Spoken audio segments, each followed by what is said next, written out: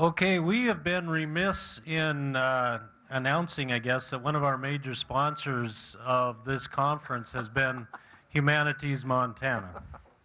Thank you. Thank you. And just coincidentally, our next speaker, Ken Egan, is the executive director. It is coincidence, right, Ken? Pure coincidence. Pure coincidence.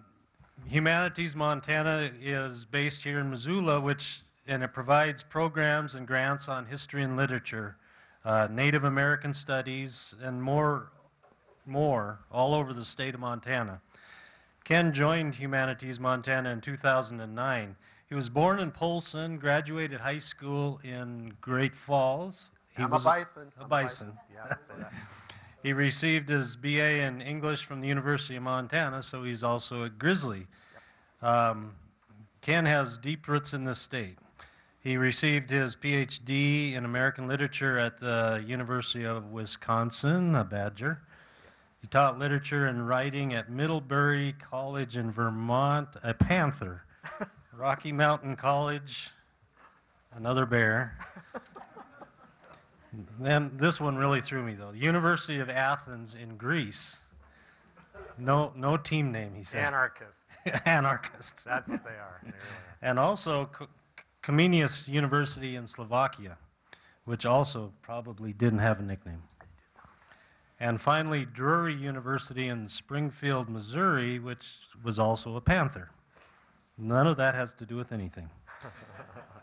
Ken's book, Ken's one of several authors of new books or soon-to-be published books here with us today. His book, Montana, 1864, which shares stories of the many people who lived and traveled into Montana in the year of the territory's founding, will be published September of 2014.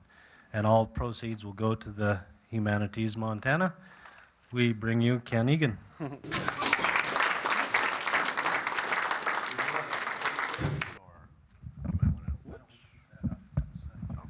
good.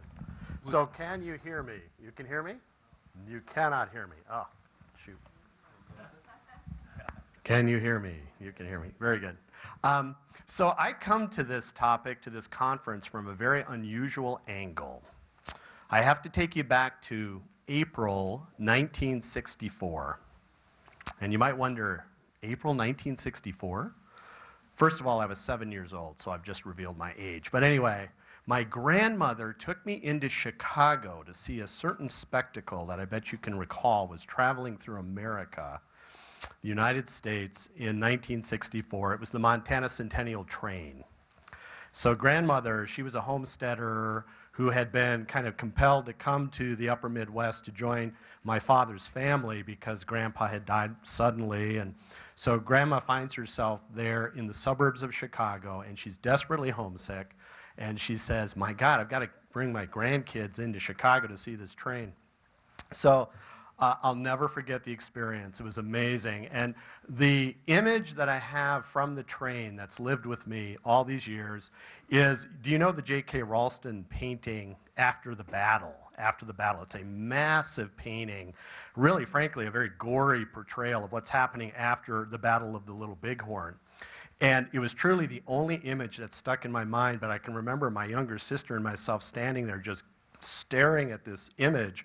All of these vignettes of, frankly, atrocities occurring after the battle. So as we approach the Montana sesquicentennial, isn't that fun to say? Sesquicentennial, the 150th anniversary of Montana. I found myself thinking, what kind of train would we design today? So what I'm doing with my book, Montana 1864, is trying to imagine a virtual sesquicentennial train. And I would submit that it's very different from the train I experienced in Chicago in 1964. And what I'm trying to do is give a broad panorama and focus not just on the people who came to Montana, what was soon to be Montana, but the people that were here, that were living here. And of course, we're talking about the tribal nations. And so when you buy a copy of Montana 1864 in September, because all proceeds go to Humanities Montana, when you buy that book, you'll discover that there are a fair number of vignettes, moments, passages dedicated to the people who called this home long before most of our ancestors arrived. So I just want to make that observation. So what I'm going to share with you today, Kim was great. He approached me and he said, so I understand you have this book coming out. Anything relevant to the Mullan Road? And my first thought, immediate thought, was I want to share with you the story of Sun River Indian Farm. And some of you, I've visited with many of you already, and many of you know some of this story already, and I'll share in depth. I'm going to read an account of what happened there. But it's an amazing story because it is like a nexus or a convergence of all of these threads running through what's happening in Montana at the moment it's being converted into a territory, being made into, created as a territory. So we're going to have outlaws, we're going to have love, we're going to have this interesting attempt to convert the pagan, particularly the pagan Blackfeet, to both farming and Christianity. All of that comes together. And of course, I have to emphasize Sun River Indian Farm is located on the Mullan Road. So you'll hear as I read this story, you're going to hear Mullan Road kind of running through it as a motif. It's going to come through again and again. So before I begin reading, let me just explain. Because I come out of a literary background, I decided it'd be fascinating to tell this story from the point of view of James Vail. James Vail is the missionary school teacher, farmer, who's recruited to come to Sun River Indian Farm by the Indian agent at that time, Henry Reed. And James Vail, you have to realize, is only about 26 years old. He's a young man by our standards, much older by the standards of that time. He's a mature man. He's lived a lot already. And so here's James Vail, and the exact moment he's telling the story is May 1864. May 1864. So as the story begins, James Vail is thinking back on his 2 years in this territory, this region now called Montana. It's actually technically just about to be named Montana. It's not there yet. So May 1864, he's at Sun River Indian Farm, and he is telling what happened to him and his family when they came to Montana. And it's not a happy story, I have to say. Because this is a history conference, I wanted to emphasize my sources. So just to tell you, where did I get this information? We do not, to the best of my knowledge, have a firsthand account from James Vail. So what I rely on is Francis Thompson's amazing journal. If you haven't heard of it, Francis Thompson, A Tenderfoot in Montana. And published by the Montana Historical Society Press, I want to say 2005. It's a terrific book. I'm also relying heavily on Frederick Allen's book, I love this title, called Decent Orderly Lynching, which to me is the best. Yeah, it's a brilliant title.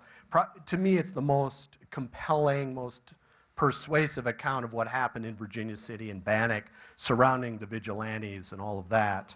And then this is an amazing source if you haven't experienced it. Gad E. Upson was the agent to the Blackfeet and Gros Ventre tribes when the Vails had their last few moments here. So we have the 1864 report to the Superintendent of Indian Affairs written by Gad E. Upson. I'm smiling because Gad E. Upson arguably is one of the most ill-informed agents ever to spend time in Montana. But his report includes a letter from James Vail. So I at least have that as a source. So that is the setup. So you're about to hear James Vail's account of his 2 years in Montana, and I will try to watch the time. I'll try to stop early so you guys can ask questions, so I hope you enjoy. Our hopes are blasted.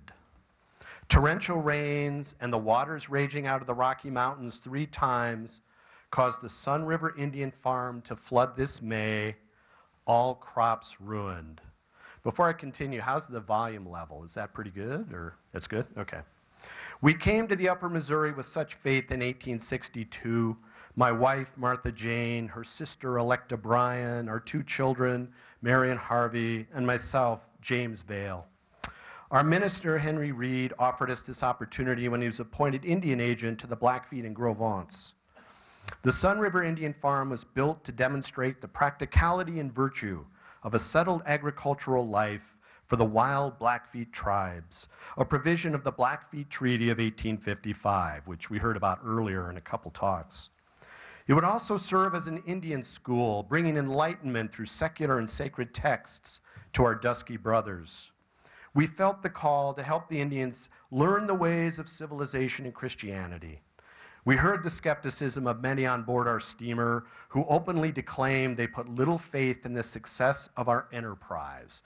And in fact, people who came upriver with the Vales in 1862 were downright cruel. We know this because we have actually letters to newspapers which state bluntly the Vales are fools. So they were held as naive.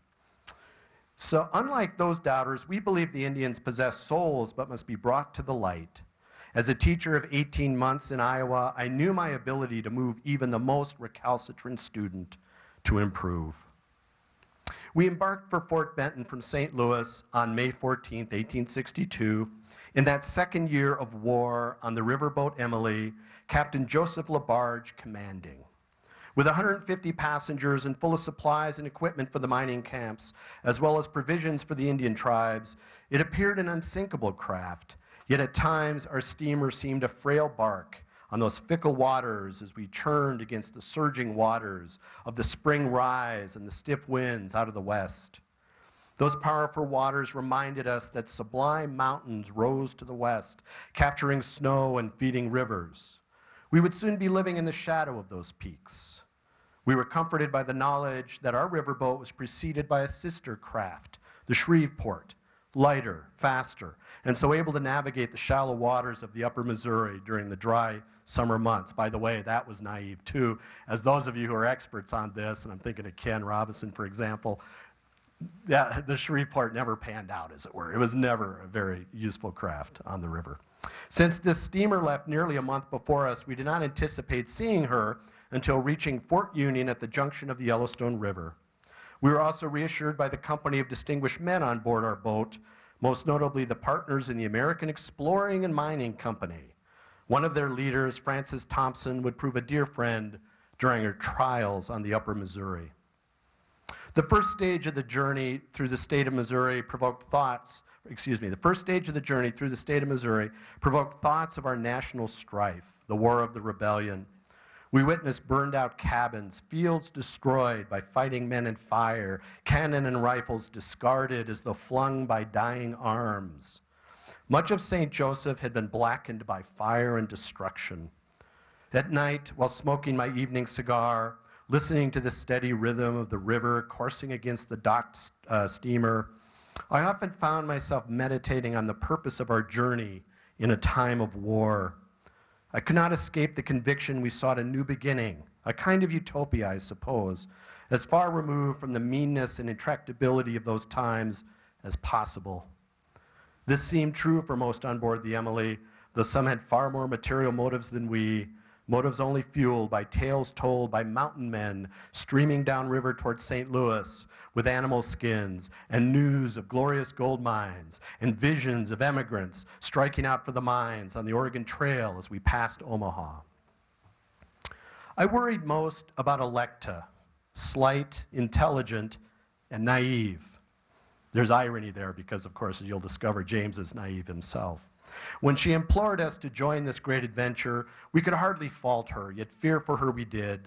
Electa pleaded that she could watch and tutor our children, do her share of farm chores, help teach the Indian school, and provide assistance should Martha Jane face the prospect of bringing forth another life.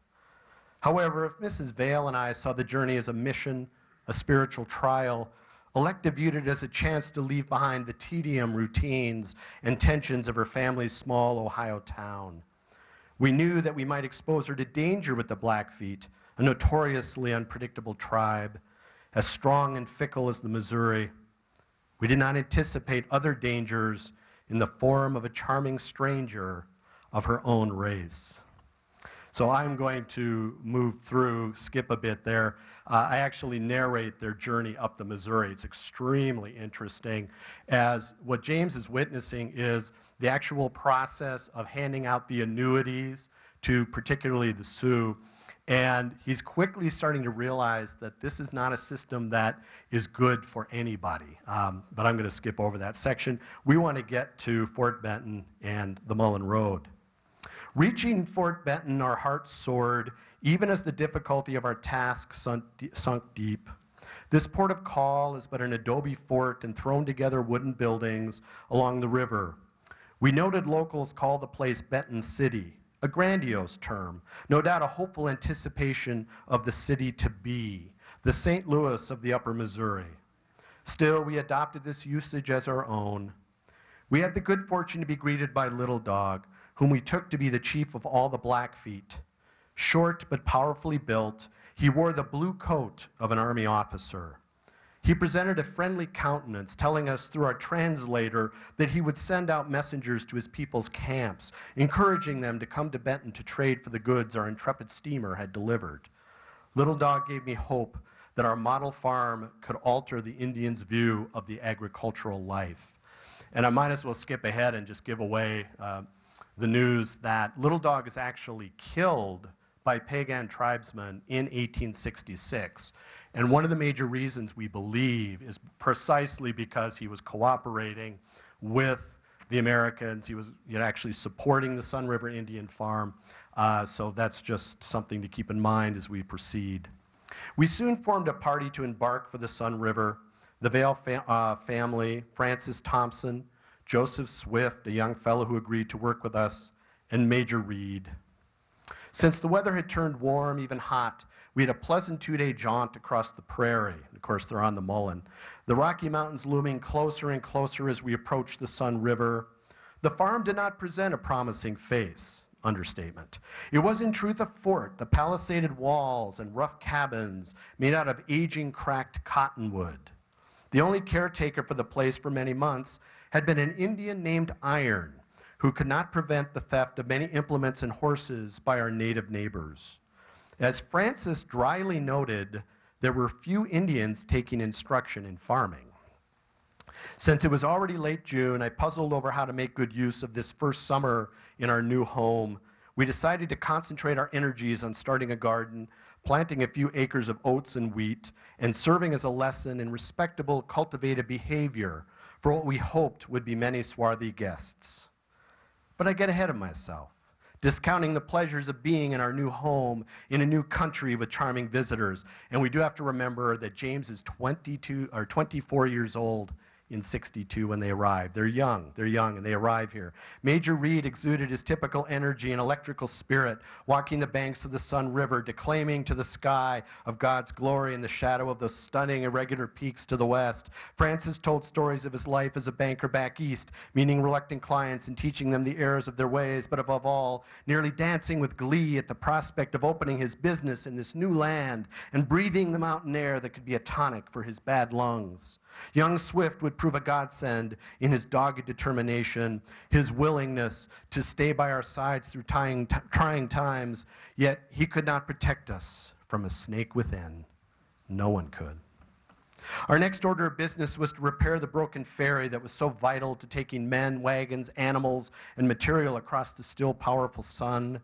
Reed, Thompson, Swift, and I set about this simple but protracted task. We then witnessed Mr. Thompson's departure for the mines. He evinced joy and a bit of trepidation at casting his lot with fate. That vast country swallowed a man slowly as he rode south on the Mullan Road. And when at last we lost all vision of our friend, I felt the emotion rising in my throat. For all the time we had been together on the Emily, our visits with Indians of all stripes, the cordelling, the songs sung and prayers shared, we could only hope to see that good man again. We settled into our routine for the first summer. Joseph and I repaired the plow, tilled the soil, and planted the crops. Martha Jane and Electa put the buildings in order, bringing a woman's sense of order and grace to those graceless cabins. The children, just 2 and 4 years of age, learned the art of amusing themselves in a wilderness, catching dragonflies, tracking harmless snakes, and building their own small versions of our fortress farm with sticks and stones. Major Reed commenced his duties as Indian agent, traveling to Benton City on occasion and visiting with Little Dog and other friendly Indians. The Blackfeet chief had created his own small farm just a few miles from us, though his crops fared little better, in fact, worse than ours. We were fortunate to benefit from the skill of Iron, who interpreted Little Dog's words, supplied wild game, and cared for the livestock. All he asked in return was an opportunity to share our meals and smoke the pipe. These were requests easily fulfilled. We read the Bible much together, kept our eyes sharp for unexpected visitors, and reminded ourselves daily of the purpose of this long journey into these wild, untamed lands. When Indians approached us singly or in numbers, my heart jumped to my throat, for I was not used to confronting them in this isolated place with my family so exposed. Most often they were hunting or traveling to meet with others of their kind, but they would stop out of curiosity, peer into our doorways and windows, grunt with satisfaction or doubt. Our good hunter could communicate with them through signs and later explain their intentions. Tribesmen of all kinds passed by our fort, Pagan, Flathead, Bannock, and Nez Perce. Our farm was located on a very old road leading from the mountains to the plains, the means for tribes living west of the mountains to journey to the land of buffalo. Even a man untutored in Indian ways could see a kind of wonder in our dusky guests as they left behind the narrow mountain passes for the sweeping prairie, as though the sky opened up for them and showed a new expansive world. Perhaps then it should not have surprised me that we saw little evidence of interest in our work, especially as the crops were struggling due to late planting and scalding sun, and our lives seemed sedentary and vexing to men and women used to a nomadic life. Only Little Dog continued to evince an interest in our work, though we sensed he paid a price in scorn from his people. Soon enough, the river overflowed its banks, following torrential rains. Our meager crops were overwhelmed by the mountain waters. Garter snakes and muskrats plagued our cabins. Our monotonous days were broken by emigrants following the Mullan Trail to and from Benton City. More than one sojourner hinted at possessing gold garnered in Bannock, gold they carried back to the States to claim a new life. They were ruffians as well, hard-faced and hard-spoken men who looked at my wife and sister-in-law with impudent familiarity. It was not those mysterious natives alone who caused me concern. I said a prayer each time such rough company continued on the trail. The weather turned golden in September, the aspens and cottonwoods yellow-leafed in the south-turning sun. The river receded at last, yet it was too late to save our oats and wheat. As the first frost coated our cabins in early October, I came to fear the grip of winter. No doubt travelers on the Mullan would diminish with no prospect of finding passage back to the States. Major Reed had already taken a craft down the Missouri to obtain the Blackfeet annuities for the following spring. By the way, one of the key themes of this story is Major Reed virtually abandons the Vales. If any of you are familiar with the career of Henry Reed, he concludes fairly quickly the Sun River Indian Farm is a mistake. He withdraws support from it, and he leaves. He leaves and never returns. And so here are the Vales who had trusted him, and they're abandoned. They're virtually abandoned here. He's not the hero of my story, you might say. Okay. Major Reed had already taken a craft down the Missouri. As I looked about, considering our isolated situation and just Swift, Iron, and myself to fend off threats, I wondered whether I might find an extra hand in Benton to carry the burden of protection through the long winter. In truth, I held out little hope of finding such a man, yet ride to Benton I did with a kind of quiet desperation. Imagine my wonder and relief to discover not one but two men interested in my proposition, Henry Plummer and Jack Cleveland. Can I assume everyone knows who Henry Plummer is? Okay. They had passed us quickly on their way to Benton only a week earlier. They were a study in contrasts.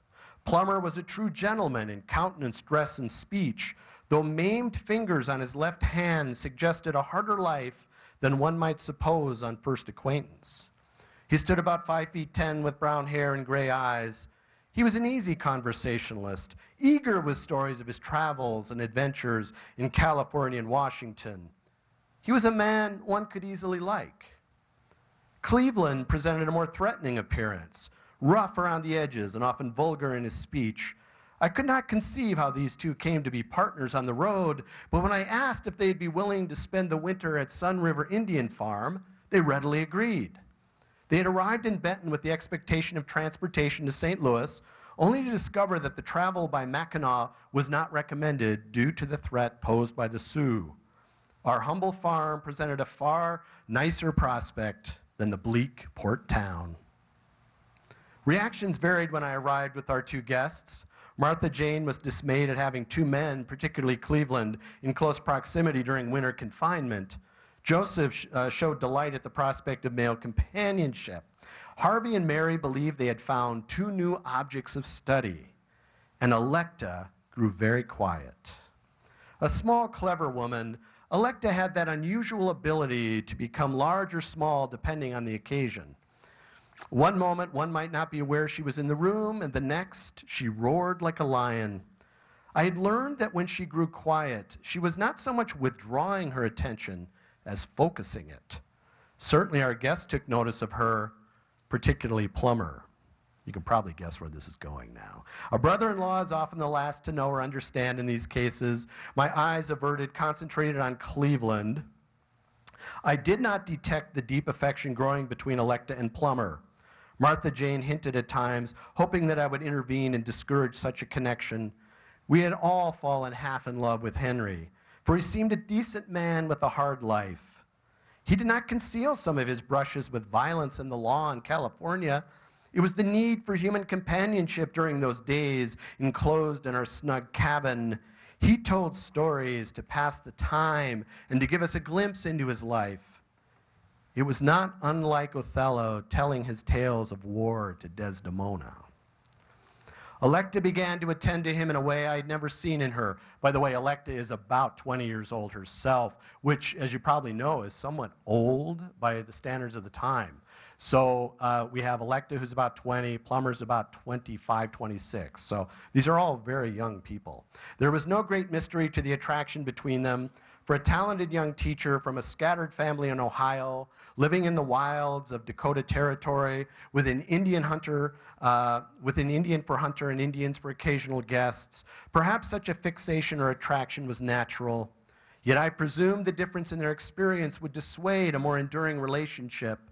Not being romantic myself, I did not anticipate the course of their affection. Cleveland grew more peevish and irritable as the bond between Electa and Henry came clear. One time, as Henry and I were feeding the stock hay, he told me of his strained relationship with his traveling companion, hinting at deeper causes. I could sense the reasons for it. Jack could be boisterous and even playful with the children, and he could be surprisingly gentle with Martha Jane, but he emanated a restless energy that demanded outlet. At times, his language and manner slipped, revealing a hidden nature, rough and untamed. I had no doubt he had harmed other human beings. Still, the mystery of his connection to Henry remained. We would not be sorry to see Cleveland depart for points east in the spring. Yet depart he and Henry did not. This is the moment I must admit to my own culpability, my role in this tragic play. I tolerated the growing affection between Plummer and Electa, and it was that very bond that persuaded Henry to remain in the region. Rather than taking the first Mackinac east to St. Louis, he would stay to marry my sister-in-law. How many lives would have been spared the agony of what followed had I acted the proper part of a guardian and guide and prevented the engagement? I cannot plead ignorance of that option, for Martha Jane drove it home with increasing fervor. She told me she was heartsick at the prospect of her sister marrying this stranger, arriving as if by magic out of his troubled past.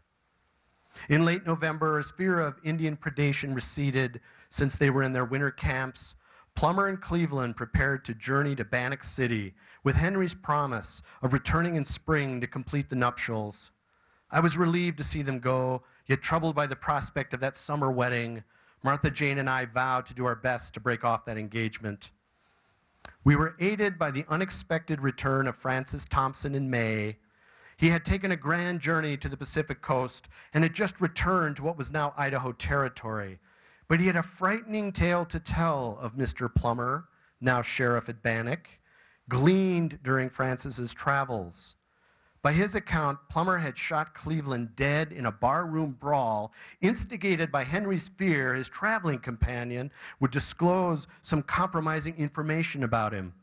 It seemed a cold-blooded act, compounded by Plummer's attempt to lure another citizen of Bannock into a gunfight simply because that man may have heard Cleveland's dying confession, implicating the sheriff.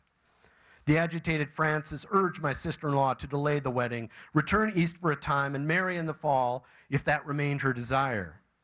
At first, Electa fought against this argument, expounded on Plummer's virtues and the envy of lesser men, and said she would renounce her family before her fiancé.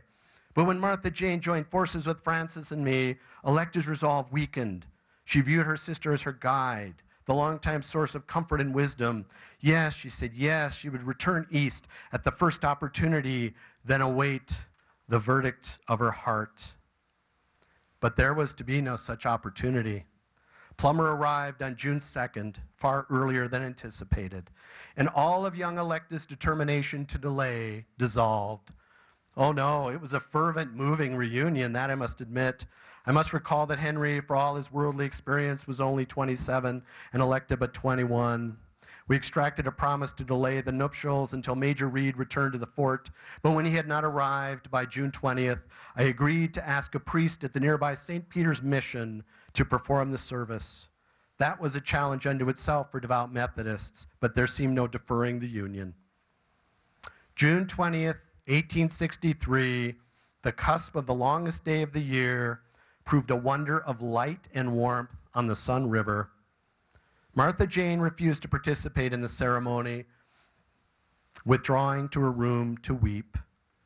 Adding an almost farcical touch to this tragic proceedings, Frances stood in as Electa's maid while Joseph performed the part of best man.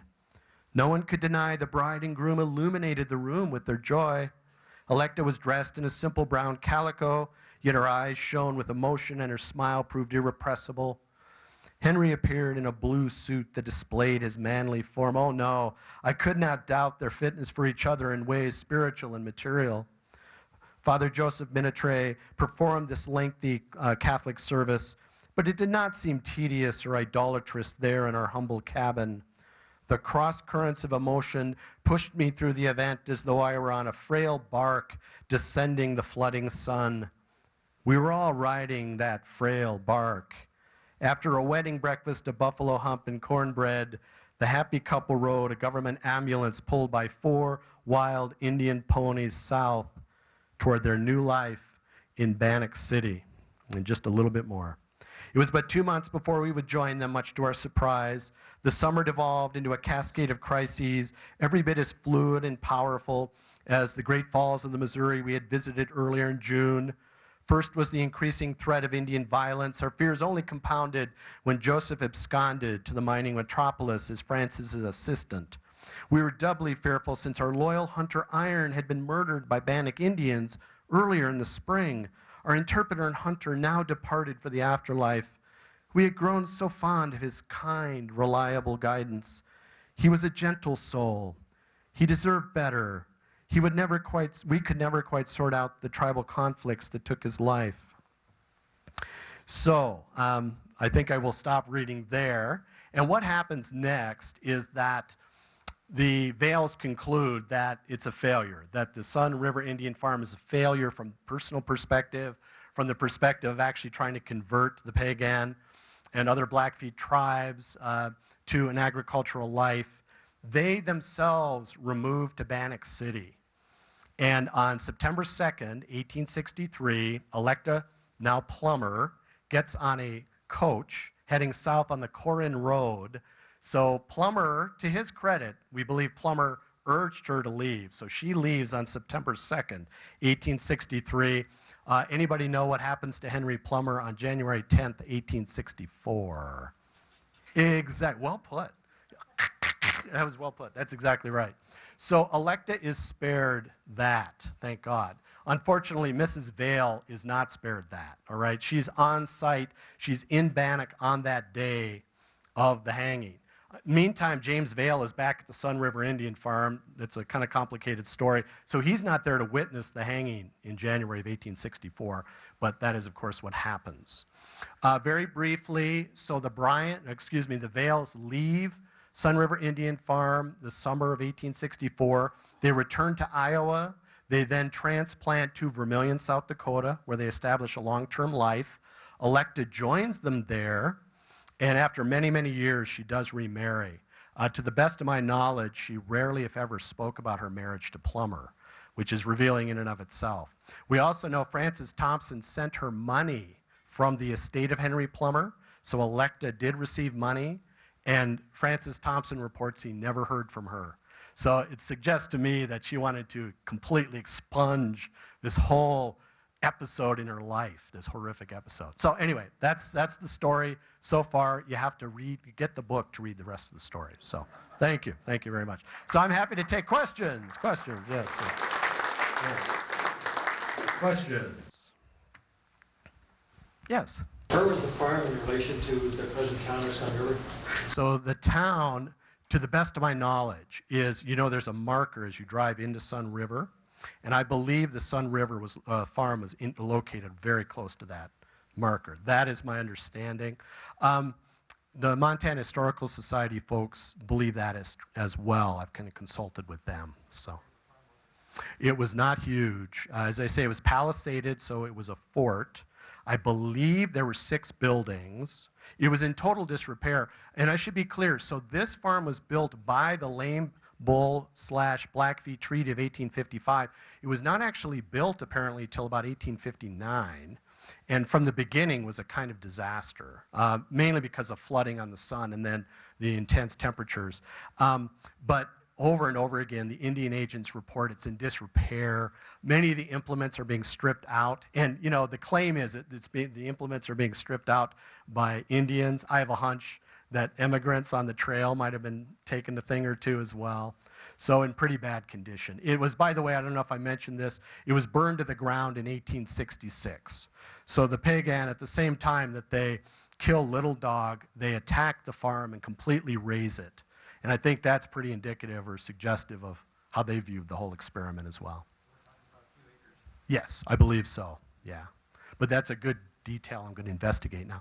By the way, I meant to say that at the start. If you catch any errors in all of this, please let me know, because I don't send the manuscript to my publisher for another month, so I can still make fixes. So if you catch anything, you got to let me know. So, other questions? Now, how many of you are familiar with this story? Is this a pretty commonly known story, or a few? Yeah. I think it's just an amazing account of how these naive individuals, they really were that idealistic. Frances Thompson, who knew them well, reports the Vales were this idealistic. And for them to end up actually involved with Henry Plummer, right, is just an amazing thing. I have to do another poll. This just is my point of information. It's not terribly relevant to Mullan Road. How many of you think Henry Plummer was guilty of the crimes for which he was hanged? This is interesting. A small minority. How many of you think Plummer was guilty? Let's do that again. How many think Henry Plummer was guilty of the crimes for which he was hanged? It's a pretty even split. Those of you who don't think he was guilty, do you want to say why, just out of curiosity? You think he was a... Oh, you want to say why? Yes, I'm sorry. You want to tell us why he wasn't guilty? Or? Well, there's a theory he was a Confederate, and they were trying to stop gold shipments to the Confederacy. Okay. So he was killed mainly because he was supporting the other side, the other cause, as it were. Yeah. Okay, very interesting. Yes?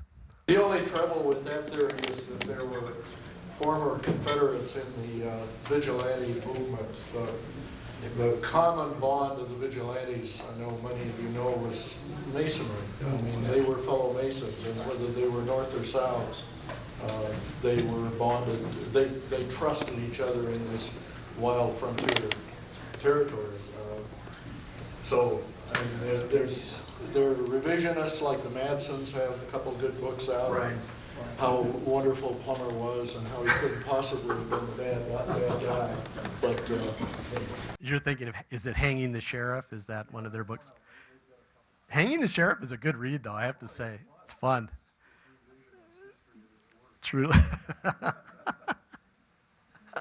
Any other questions, thoughts, comments? Yes? I just thought that Plummer was originally from Maine, wasn't he? yeah, he was. Yeah. But I think it's fair to say he was a Democrat. I think that's a fair statement. Though my sources suggest that he was not a kind of ardent or, a kind of vociferous Democrat. He kind of played that low key.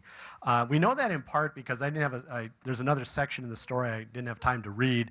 He has Thanksgiving dinner with Sidney Edgerton and Wilbur Sanders in November of 1863, virtually a month and a half before he's hanged. He has Thanksgiving dinner with them. And as best we can tell, Plummer believed he was on a charm offensive. He gets a turkey from Salt Lake City, right? He provides wine. And we don't know what exactly was said during that conversation, that dinner, but whatever was said, Plummer was not persuasive. But apparently he was not, so in their face, because as you know, they were radical Republicans. They were all about supporting the Union cause. So he seemed to be pretty skillful at navigating those political waters. So, yeah. So, yes? Ken, you asked how many they thought he was guilty to raise their hand, but you didn't ask how many thought he wasn't guilty to raise. Oh, I'm sorry, yes. Yeah. So, how many think poor Henry Plummer was a victim of those diabolical vigilantes? Is that a good way to put it? Okay, how many thought he was maybe a little innocent? Or innocent? So, Celeste. 50 people who didn't have any, they don't even. Oh, yeah. That's a good point. So, Yeah. Yes. Rick Allen, he wrote a great book, and he's for Plummer being guilty, but he doesn't convince me. So I figured there's a pretty good chance that maybe it's concocted. He has quite a few explanations of things the vigilante state is fact. Yeah. There's a lot of stuff that's just not true in Dimsdale and in That's Lansing. true. That is true. So, I think it's kind of a question. yeah, it's still an open question. Frankly, it's fun to debate. I can't agree more. So the comment is that many of the early sources we rely on to convict Plummer are definitely of questionable veracity. I mean, Thomas Dimsdale, the guy isn't pulling any punches. He's making the case. He's advocating for the murdering of these individuals. I'm going to call them murders, the vigilante hangings, however you view the individuals who were hanged. I mean, these are vicious acts. And Dimsdale, just comes right out, and he's just blatantly propagandistic. And Langford, I would say, is similar. And, Not as blatant, but Yeah.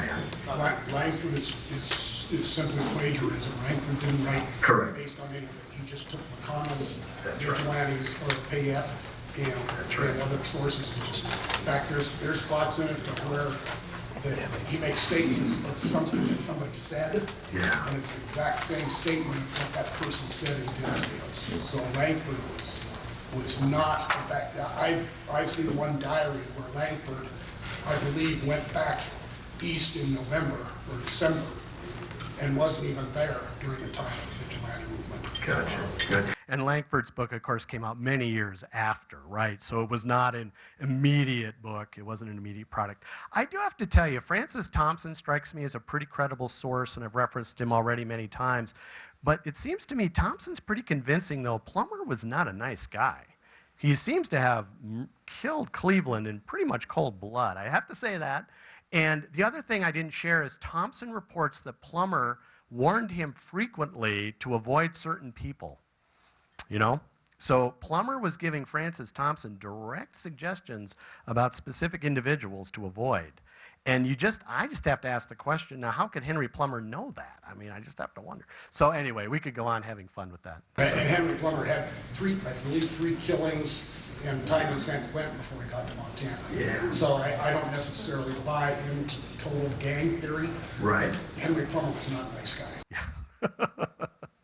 Yeah, and finally, and this will be my last comment, that many of those individuals were hanged on the evidence of one person, right, who may well have panicked. He was captured and he panicked and he said, these are the names of everybody involved in the gang, and the vigilantes, I think, were just so ready to act that they took him at his word. So enough said. So anyway, thank you very much. It's been fun.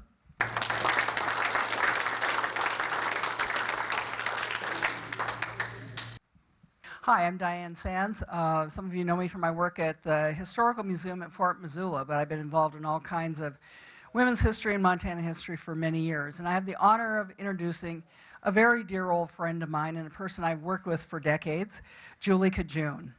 Julie's been working in education, public education, for more than 20 years. She's a former classroom teacher and has a master's degree in education, and she has worked as a curriculum specialist for the Confederated Salish and Kootenai tribes.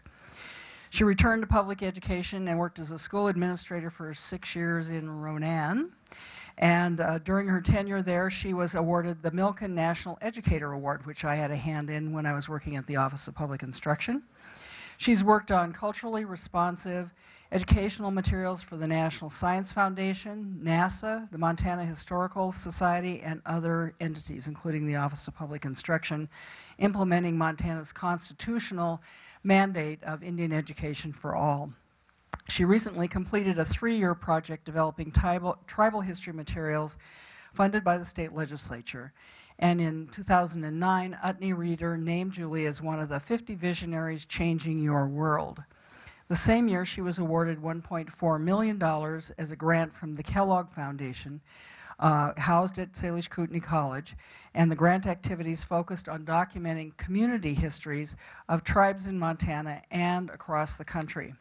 Julie is a member of the Salish Confederated Salish and Kootenai tribes, and she's also the recipient of the 2011 Governor's Award in the Humanities. And she currently works as an educational consultant. Please welcome Julie Cajune. I didn't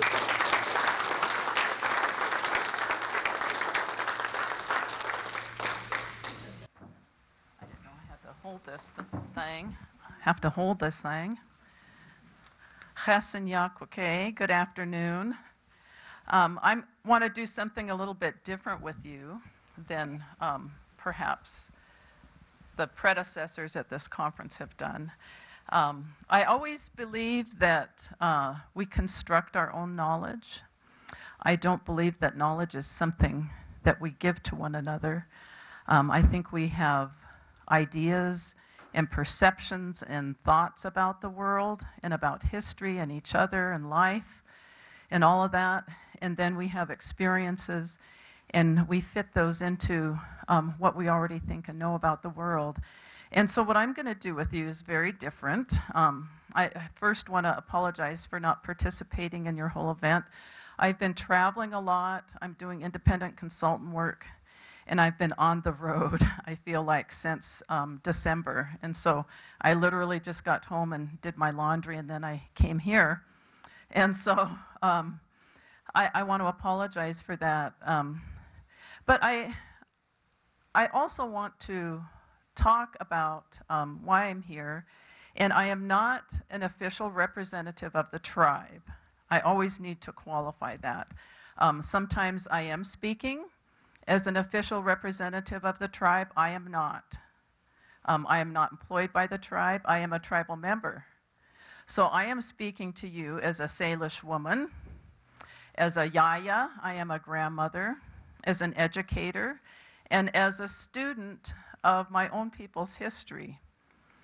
And so I want to start with a huge context of all of these little minute details that people are talking about. Was Plummer guilty? Was he not? Who hung who? Who fell in love when? And we had dinner and wine and all of those things. And I want to get back to a really big picture, because that's the way that I make sense of the world, is through a very large picture.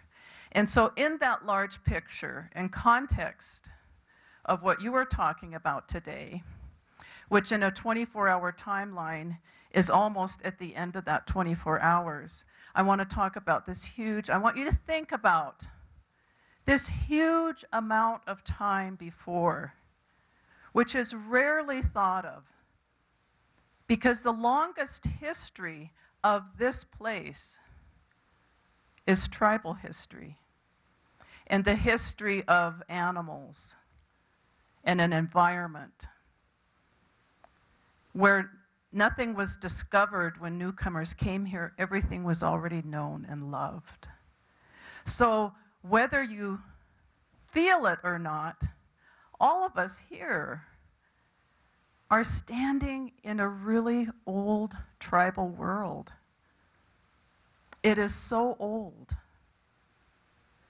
And I drove from Idaho, and when I started out in the morning, I could hear meadowlarks through my window.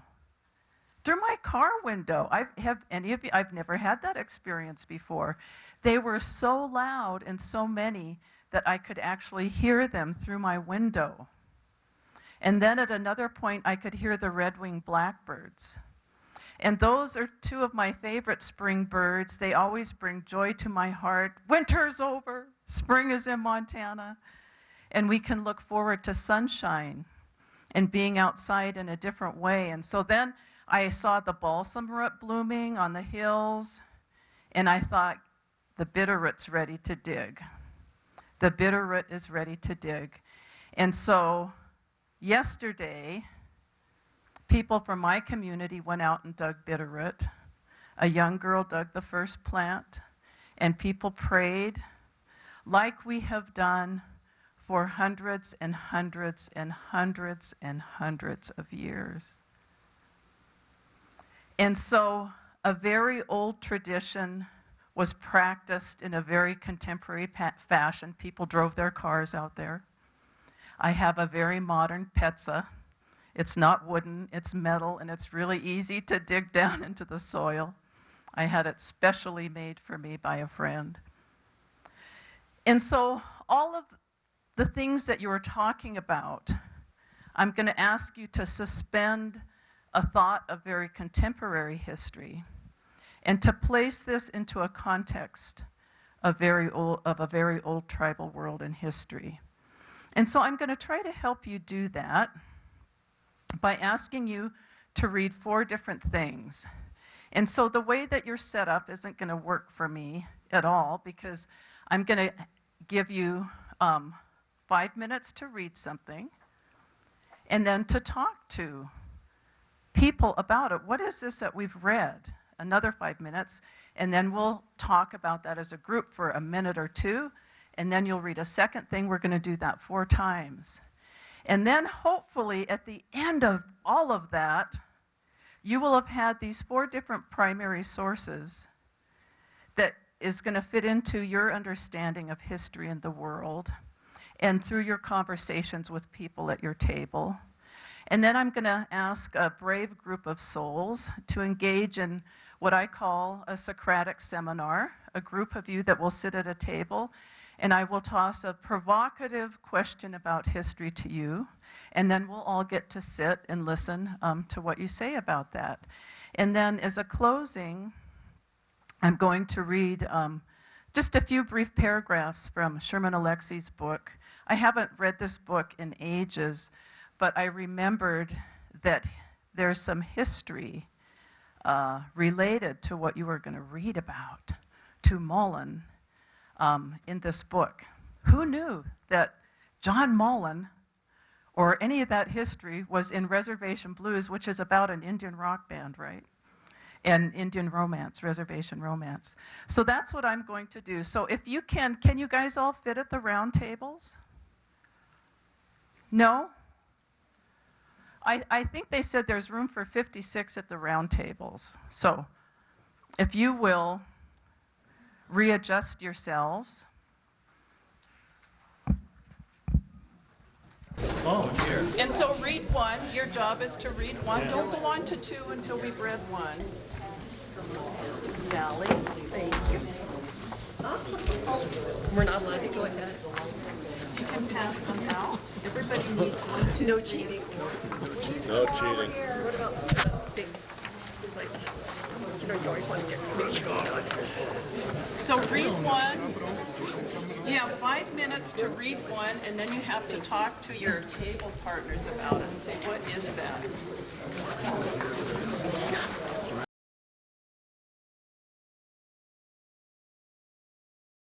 I think that was the demarcation between the old world and the new world by the Pope. I'm a landscape architect. You've just been posing in this. Just been posing this one. Because he's making a deal about the division from north to south. And that's what the Pope did at that time, to divide South America, part of South America away from the old world.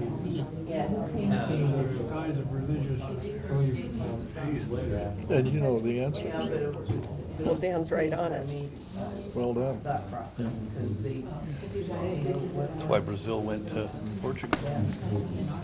Because of that wine. True story. True story. And what was the document that was the basis? I don't remember. I might have known once. Some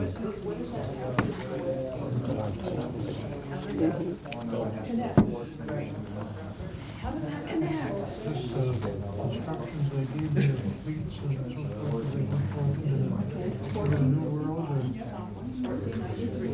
Are we supposed to do anything else with that first We're one? supposed to be talking about it. Are we supposed to We're supposed to be discussing it. Have we been What else? What else?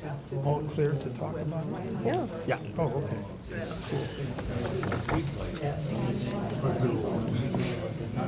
It certainly has strong verbs. The first passage: invade, search out, capture, vanquish, and subdue all Saracens and pagans. It's very active. There I go right there, I'll tell you. What are Saracens? Yeah, Saracens didn't have anything to do with. I think I learned that with the New World. But this is about that. I think this is. These are instructions to subdue. Some instructions to go out to New Spain and subdue everybody there. Yeah, correct. Saracens, right? They would be the Muslim defenders of the Holy Lands, right? Yeah, but there aren't any Saracens in the New World. It doesn't matter. The new, well, It's a that's not my question of the whole point. It idea. doesn't matter. They don't know, right? Yeah, they don't know what you're going to find out there. Might be some Saracens, and maybe that just really means like Yeah. others. Others. The second part's easy.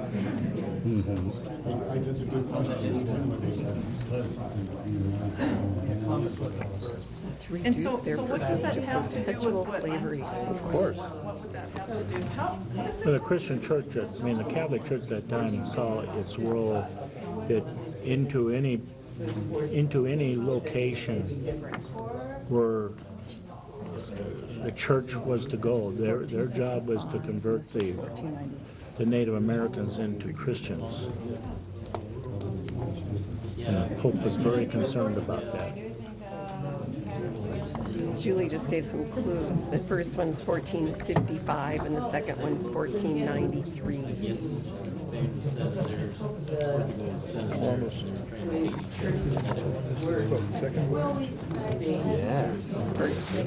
Oh yeah, I remember what.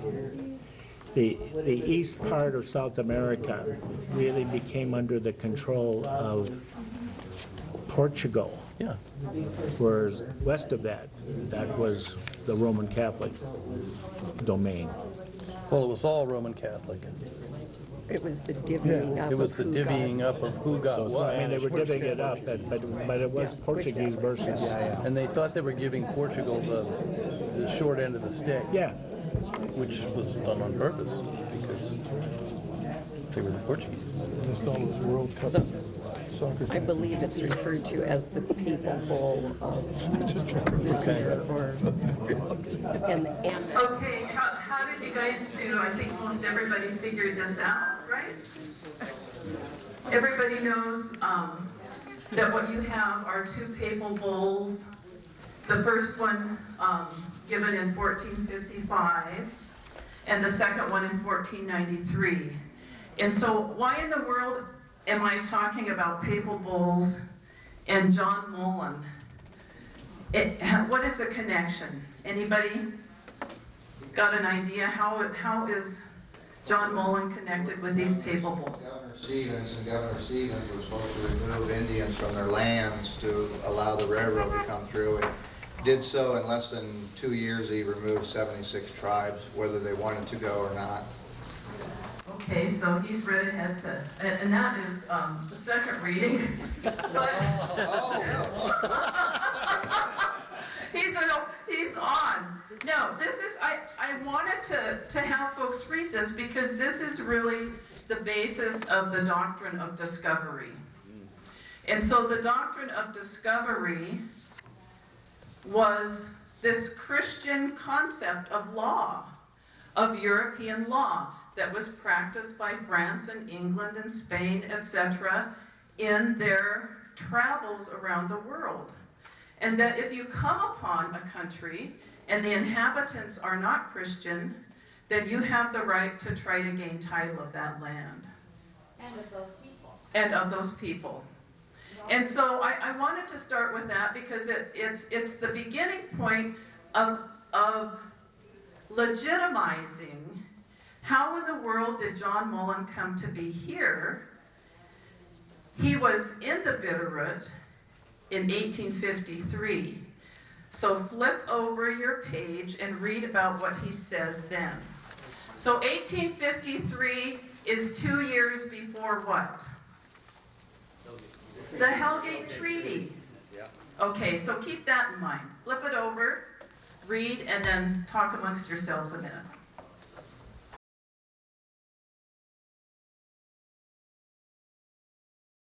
Mullen's writing this one.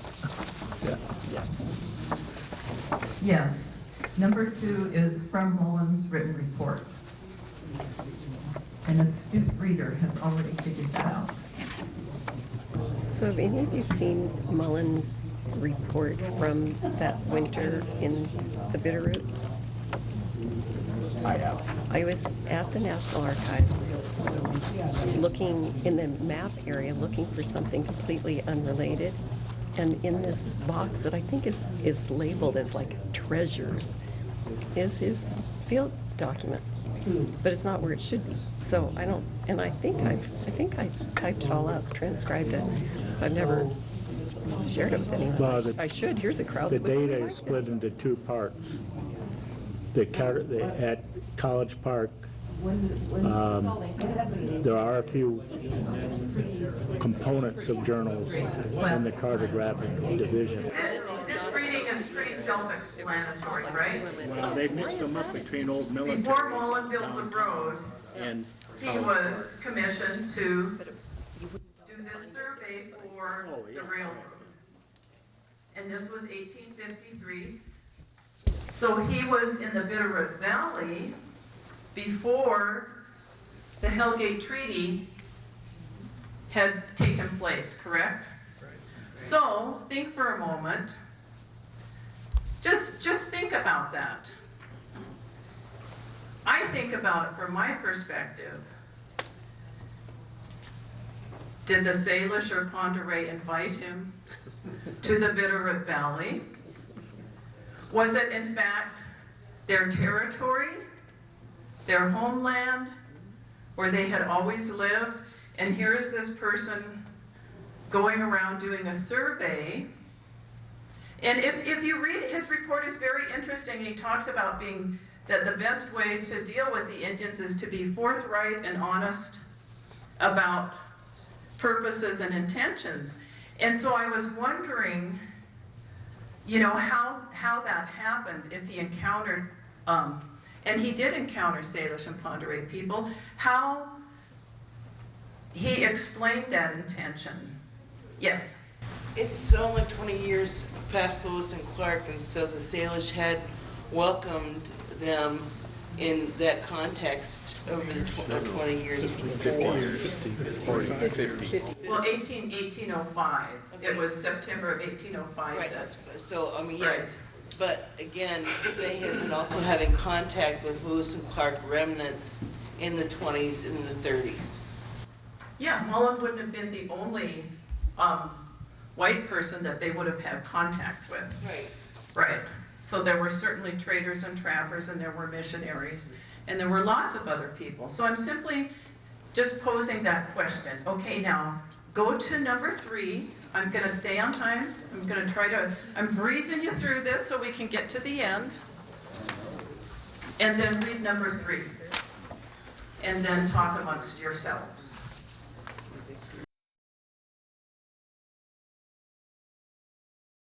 Yeah, horrible day.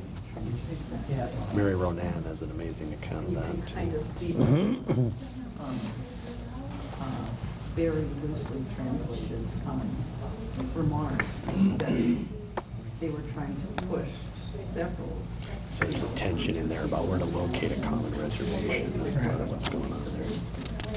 The Bitterroot, you know, and so that they're trying to, you know, so you can kind of infer this talking about going to one place. And then, of course, Victor died in 1870. And so his son Charles became the successor. You know, and something that I just happen to know is that Stevens did not make it clear he was negotiating for land, right? So those who were participating in the Council Grove treaty negotiations, Native peoples assumed they were talking about issues such as protecting them from Blackfeet invasion, that kind of thing, right? And suddenly Stevens springs this on them that you have to give up land, right? So it's, suddenly there it is. Right, if they created a reservation in the Bitterroot Valley, and they mapped it, it's on the historic map. This morning. Yeah. If there hadn't been Blackfeet, they'd had to create it. What's that? If there hadn't been any real Blackfeet, they would have had to create it. They dealt with everybody in terms of the antagonistic relations with Blackfeet. What do you think this testimony is from? That's a great question. There were lots of the treaty provision for the survey of the Bitterroot said that they wouldn't allow. You mean the top one? Well, both of the 55 ones, yeah. Are they from Council Grove? Yeah, they're Council Grove. Yeah, that's where they'd be. But, you know, I think it's from what, But I mean, they're from the. what the priest recorded, because when you read Doty's record, like with the Judith Council, he says that after Little Dog talks, and he says they talked like half the day, and there's one paragraph to say what they said. But in this case, Okay, for the sake of time, we're going to move along really quick. So everybody figured out that the first two are from the Hellgate Treaty negotiations, and they're trying to push the Salish, Pend Oreille, and Kootenai into one area. And of course, Victor's wanting to stay in the Bitterroot, right? He's not wanting to move up there. Well, Victor died, I believe, in 1872, and so his son Charles was his successor. And so then you hear Charles saying, you know, he wasn't going to move either. And I found in John Mullan's report an interesting remark on that. And it's at the very end of his report, and it's under the heading, Indians Along the Road. So I thought it was very interesting. And now, let me put my glasses on. I can't read anything without them. So he says the Flatheads, and he's referring to the Salish, number about 400, and live by hunting and cultivating the soil. They are the best Indians in the mountains. They have treaty agreements with the government, but have never gone upon their reservation on the Jocko River. No steps have ever been taken to remove them thence, and they still reside in St. Mary's Valley, which, by the terms of the treaty, was guaranteed to them. And so Mullan is recognizing Article 11 of the treaty, saying, we will do a survey of the Bitterroot. So I thought that was very, very interesting. Under judicious management, they and the Pend Oreilles might be made to go upon a joint reservation, contemplated in a treaty made with them by Governor Stevens. And then he goes on to talk about our great horses and then how friendly we are most of the time, unless some great injustice is done to us, that mostly the Salish are friendly. So I thought that very interesting, that Mullan recognized that treaty guarantee at this time for a reservation in the Bitterroot for the Salish. Because the story goes, the survey was never done. Garfield was sent in 1872 to try to get the Salish to move to the Jocko Reservation. They refused. That document that he brought was later published with a mark as if it had been signed.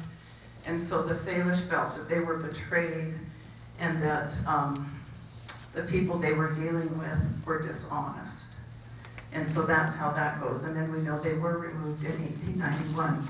Okay, flip it over and we'll read number 4.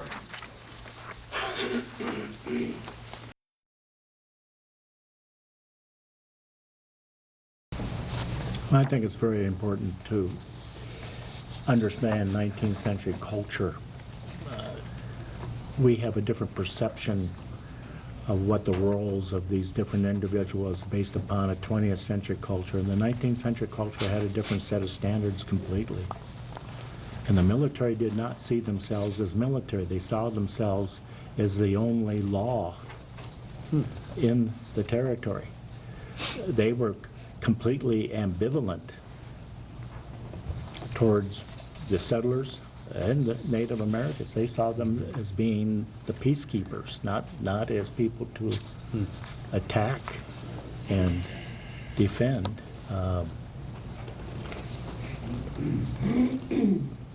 And again, interestingly, the army of the early 19th century was really an army that was trained for exploration and survey rather than military engagement. That all changed with the Civil War. I was going to say, I mean, yeah. It also changed with the code of conduct prior to the Civil War, too.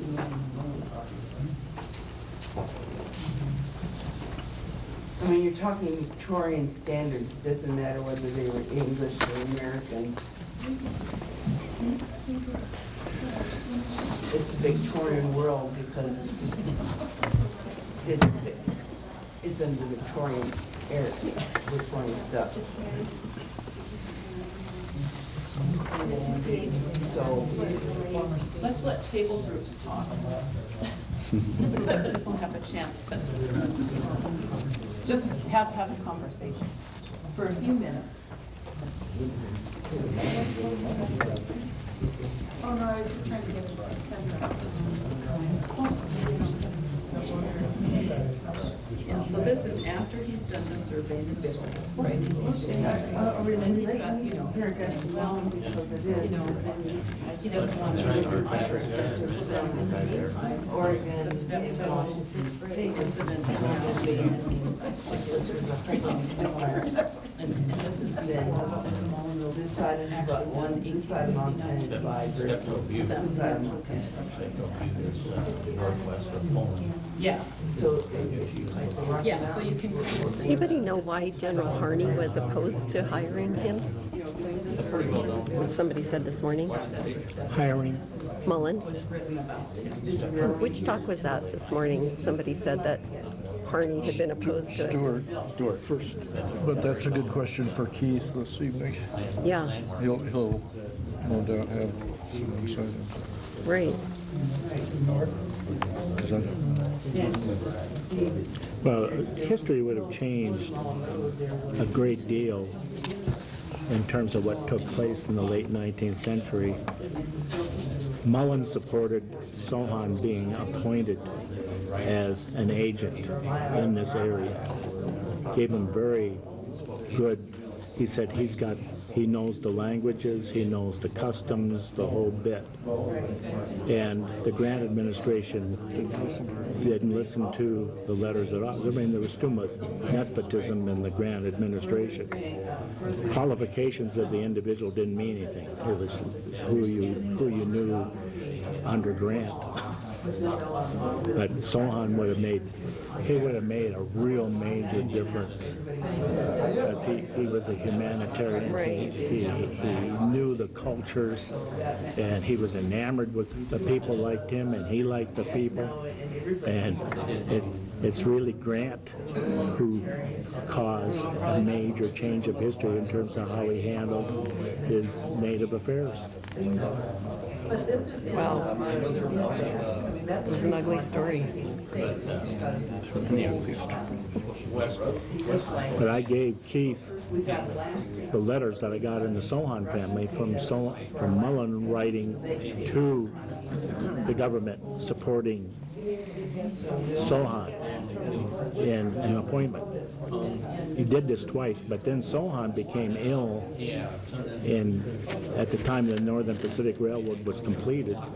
So he wasn't on the first train that Mullan was on when they came across through this area.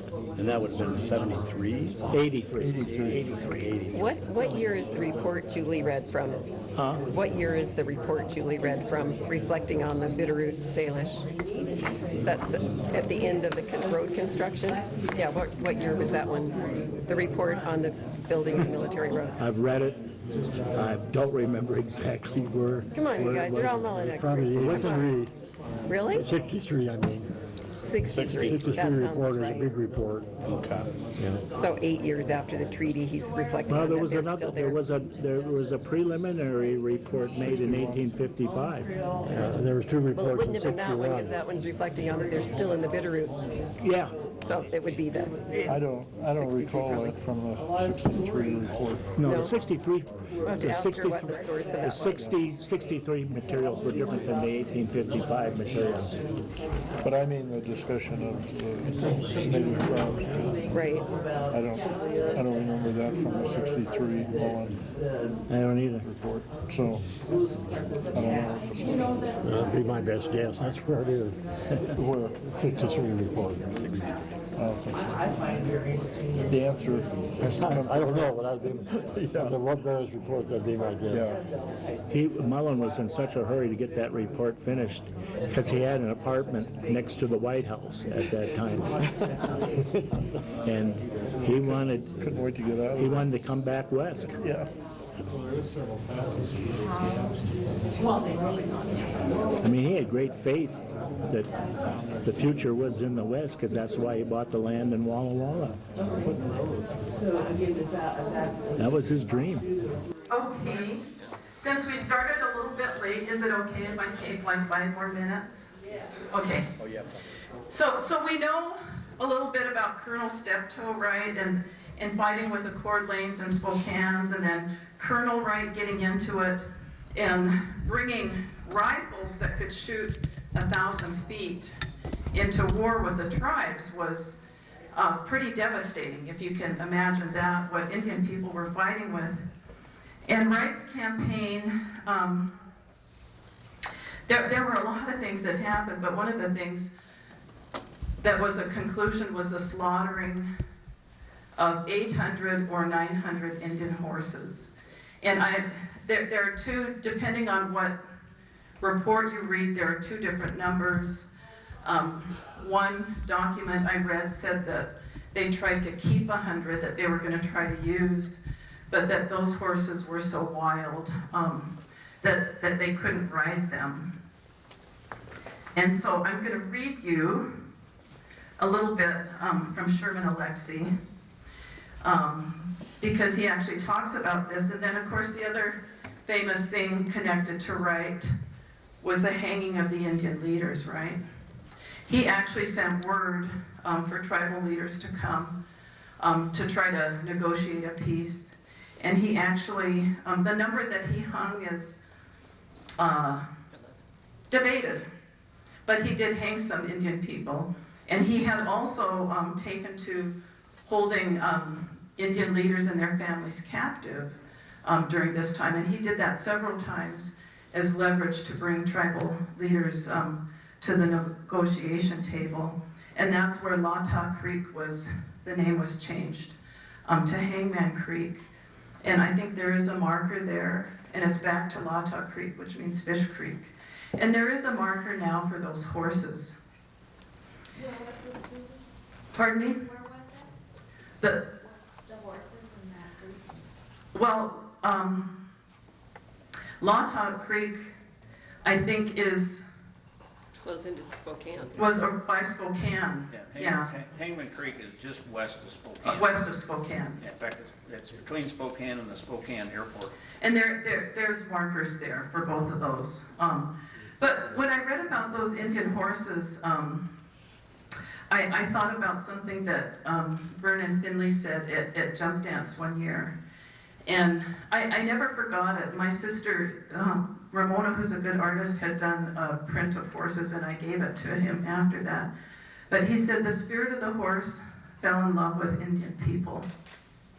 And then he sang a really beautiful song.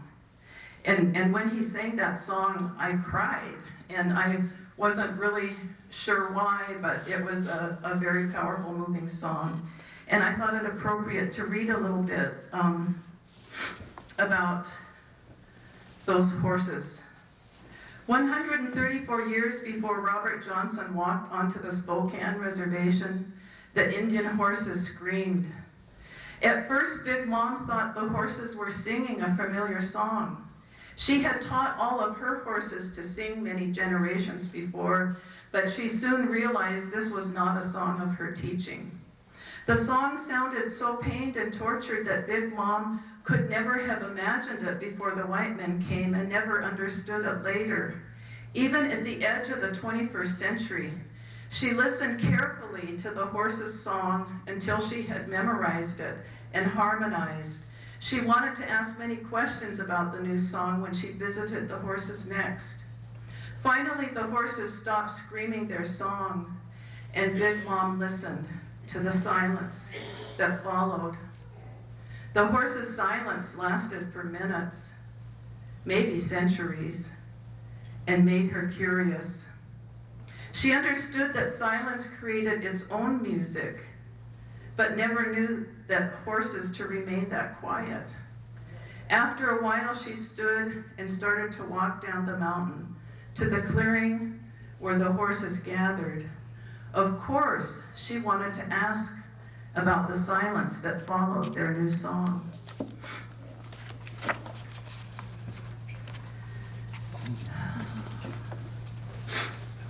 They all held their breath as they drove over the reservation border. Nothing happened. No locks clicked shut behind them.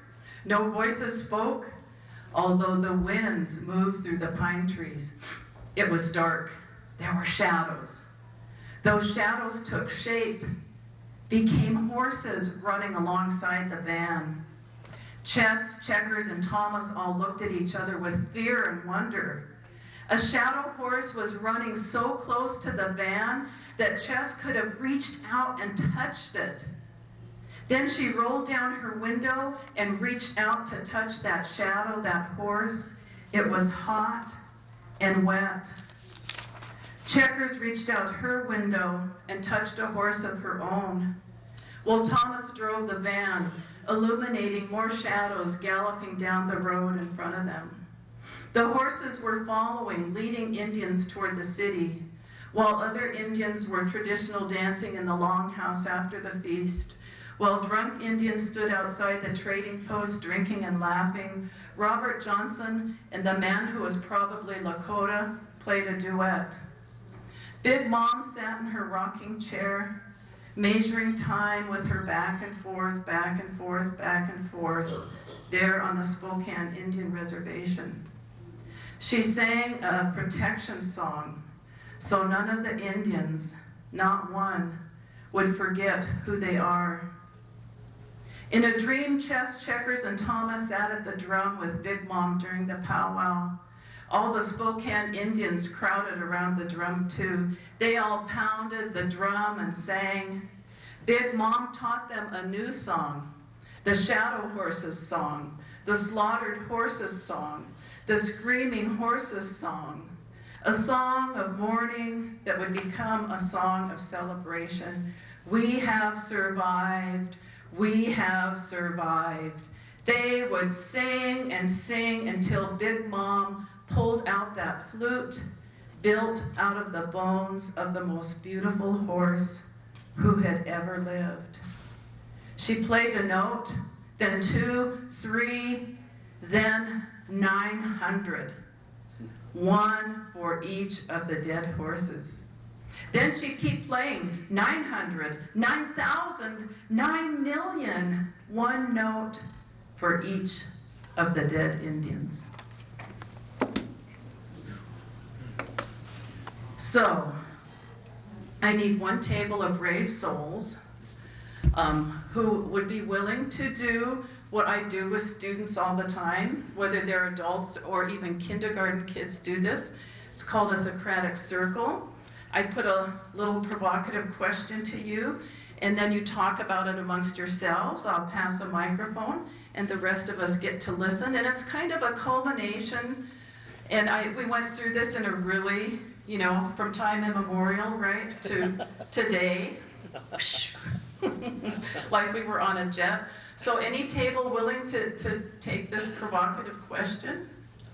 And maybe I should say the question, and the question is, given the competing and powerful and emotional and divergent narratives of history of this place where we are, how then do we, as people in this place, share that history, teach that history to young people?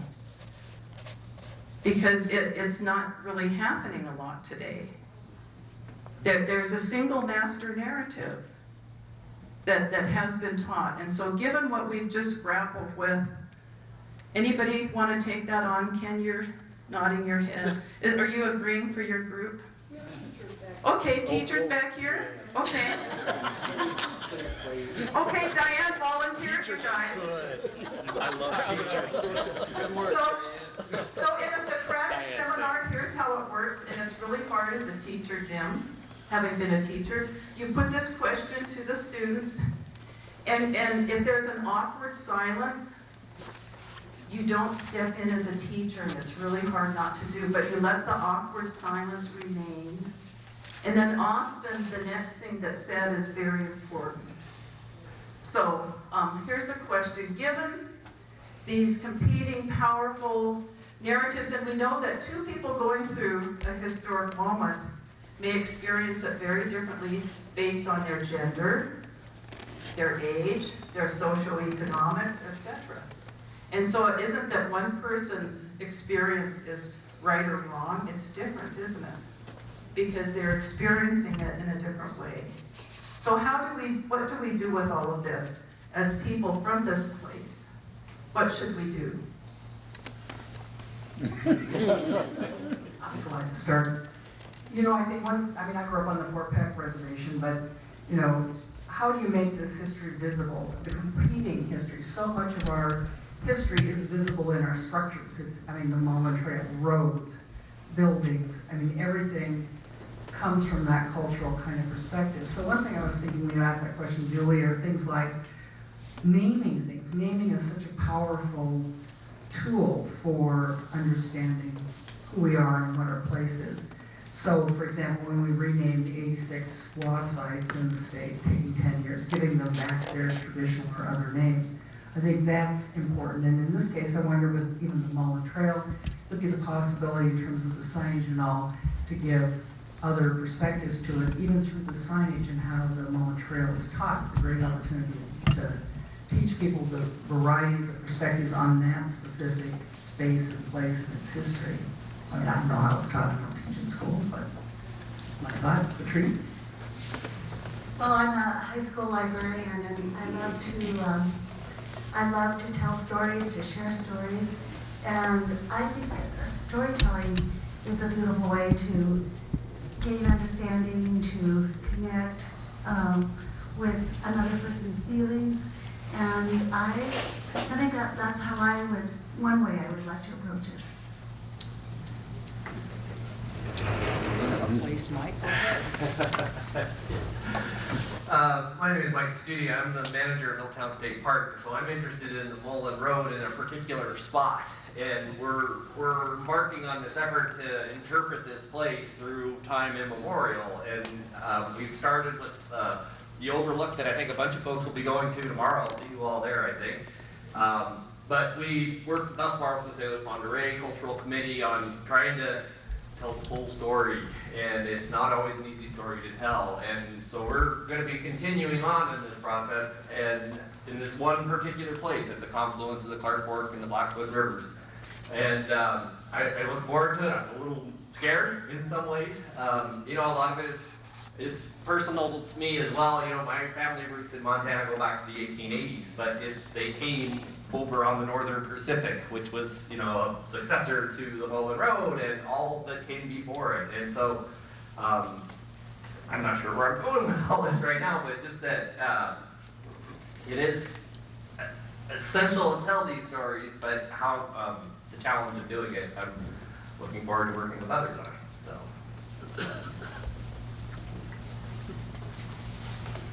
I want another question for you, Mike, but you know, I do think the stories are very personal. They're connected to our own family's history and our own involvement as part of that history in in all that we're discussing here. So it is very emotional. I think it's okay to admit that. And in fact, I think it's important the people who are working on interpretation of all of these sites bring their own sense of who they are and conflicts and all the feelings and everything that goes with that into this discussion. There's no other way to do it. It's not a set of historic facts. There's just one set of them. It's a whole understanding of who you are in the world and how other people are in the world. And so I appreciate you bringing that out, because I think that's extremely important in working yourself and other people through the process of the stories of these places. Yeah. Sure, go ahead. I'm Alice Ridge, and I represent the Yellowstone Trail Association. We are from Wisconsin. We don't have vigilantes in Wisconsin. And unlike Mike, our interest in the Yellowstone Trail is 3,600 miles. We have many spots. I've been thinking all afternoon about how we can take this information that we've been given and make use of it, connecting with the Yellowstone Trail. It did run many miles with the Mullan Road here and there. And I'm beginning to think that in light of this presentation, the best thing we can do is to address the fact that the Indians were the first pathfinders, be they the Chippewa in Wisconsin, the Ojibwa in New York, etc. So I think I can use what you have given us, what you others have given us, in giving some background. It isn't just the gravel of the Yellowstone Trail. Thank you.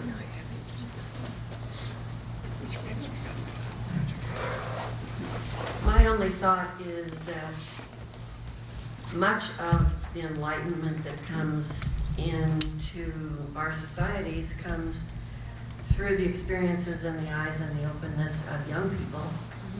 And we have all had different ways of learning than today's young people have. And so our ways of helping them to understand history is going to have to incorporate new technologies and things that will interest them on a small screen or in pop culture, pop media. Young people can carry things forward, and maybe this is one of the things our young people can do.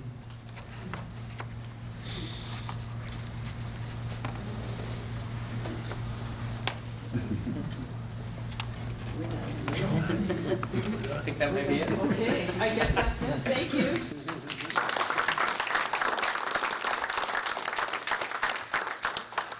If you don't want your handouts, leave them on the table. I'll use them again for another activity. I hate to waste paper. I'm always into recycling. Yes? Hey, Julie, I have a question I'd like to pose to the group and to you. It's not very PC. But I'm reading something that relates to this, and a lot of people here know who Father DeSmet is. And what I'm reading in the book right now, he's conflicted on whether Indians should be sent to reservations or not. He's trying to look at the future, and he's trying to decide if we don't have reservations, are the natives going to be assimilated like most of the countries in the world, or should I side for reservations? And he decides, I'm at the point where he's deciding for reservations. Where culture can be preserved. So you must get that question, some of the group must get that question, and I don't know. Are you saying the reservation's a good idea or bad? Yeah, I'm saying it's an interesting perspective.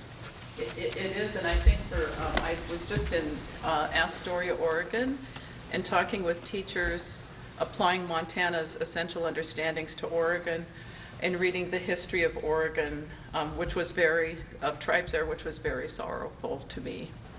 To read about the Klamath being terminated, a tribe that was doing very well economically because of timber resources and economic development, who were then terminated.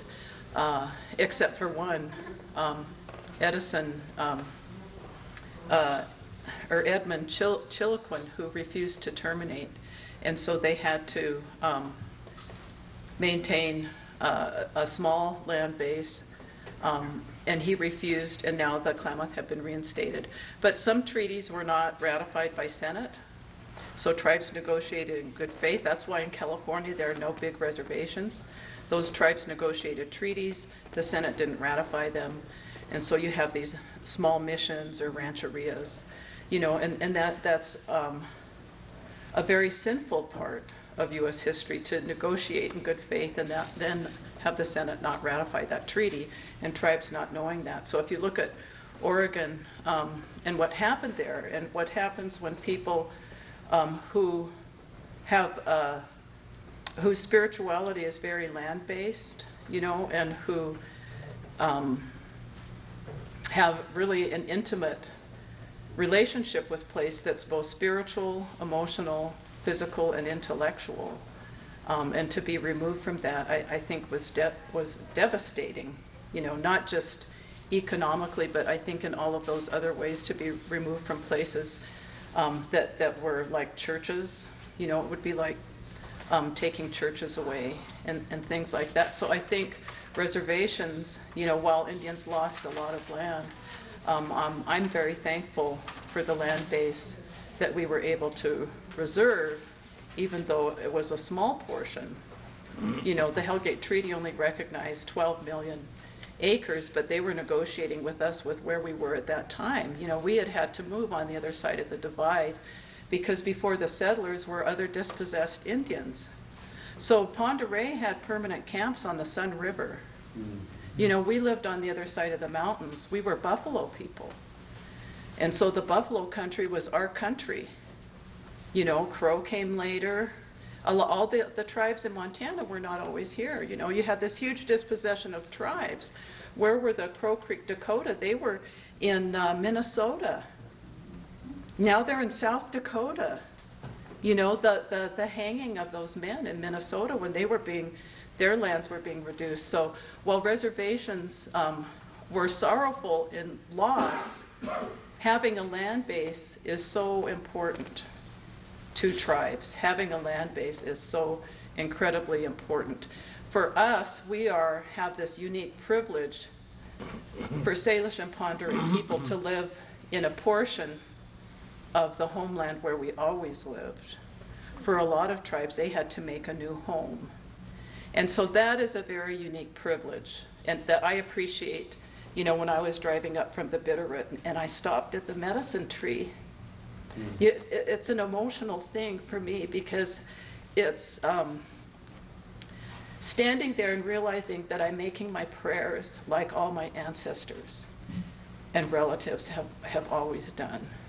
So I count it a privilege to still have a connection to these places, and to still be able to go there and to love and live, you know, where I can go to the Flathead River or up in the Jocko. I mean, a lot of tribes do not have that. They're in a newer place, even though they've attached very fiercely to the place where they are. So were reservations bad? There was a lot of loss. But for those tribes who were able to maintain some land base, you know, what a blessing. Yes? Those who are not a resident of the immediate area may not know that some years ago, the last grade school built in Missoula is called what? Chief Charlo. And those kids, as they come in grade K, are probably told by the principal why that school has that name instead of Scott Sproul School. I